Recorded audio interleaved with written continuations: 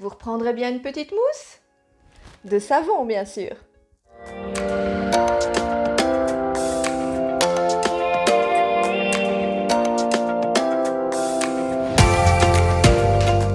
Alors, en bonne belge que je suis, je me devais de vous parler du savon à la bière. Une idée un peu saugrenue, me diriez-vous, et pas du tout glamour. Et pourtant, la bière, elle est utilisée depuis des millénaires pour ses vertus, ses nombreuses vertus sur la peau, sur les cheveux. Et c'est pas Cléopâtre qui dira le contraire, puisque elle-même prenait des bains de ce super breuvage pour lutter contre les traces du temps et avoir une peau douce. Un spa entièrement à la bière a d'ailleurs ouvert ses portes au printemps dernier sur Bruxelles.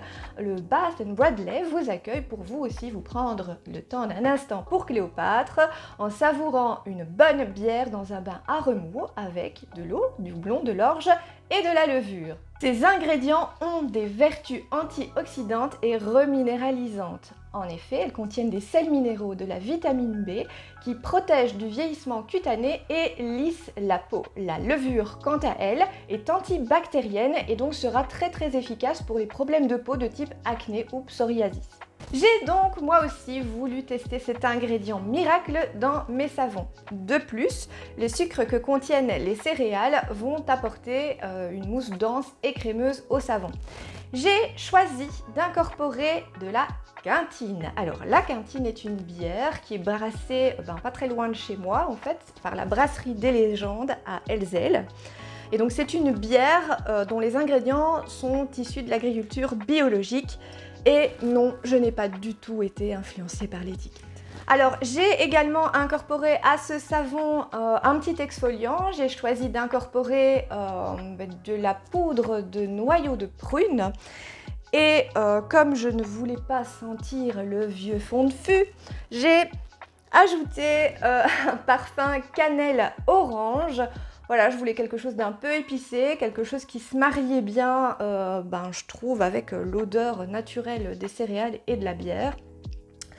Donc voilà, et honnêtement, au résultat, je trouve que ça sent le massepain, donc c'est plutôt sympathique. Voilà, je vous laisse avec la petite démonstration de la recette et puis je vous retrouve ensuite.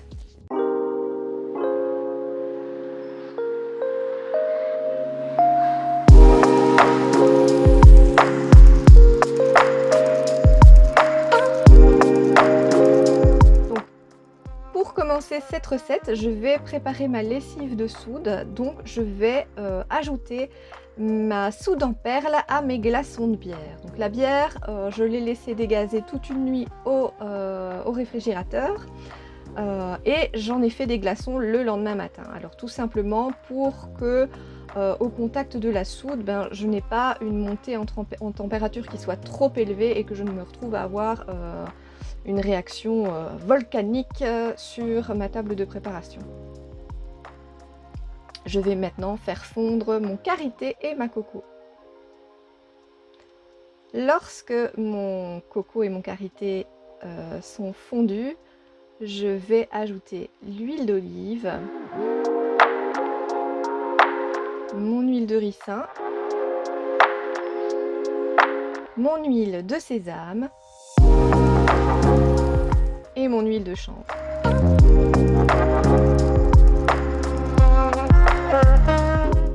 J'ajoute aussi mon mélange parfumé.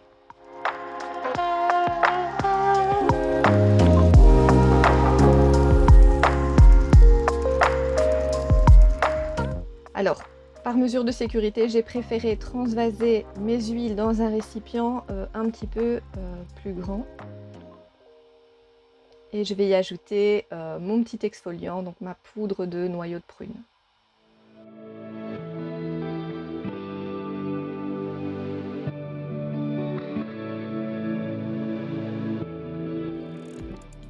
Je peux maintenant ajouter ma solution bière soude.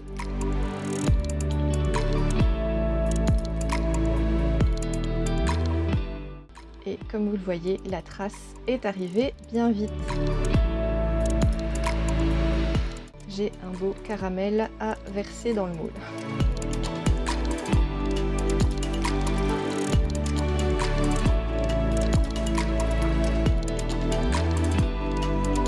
à tous d'avoir regardé cette vidéo. Alors si vous aussi, vous souhaitez vous lancer dans cette formidable discipline qu'est la savonnerie, je vous ai concocté un petit soap guide. Dans ce guide, vous retrouvez mes trucs et astuces pour trouver de l'inspiration pour vos propres créations. Je vous donne également mes techniques pour ne plus rater vos recettes. Vous y retrouverez aussi une checklist afin de pouvoir bien préparer votre matériel et votre table de travail au moment de vous y mettre. Et vous y trouverez également un tableau avec toutes les huiles et leurs bienfaits en savonnerie pour pouvoir préparer et formuler vos recettes. Voilà, vous avez ce lien pour ce petit guide qui est entièrement gratuit dans la description. Et puis je vous retrouve très bientôt pour une nouvelle vidéo.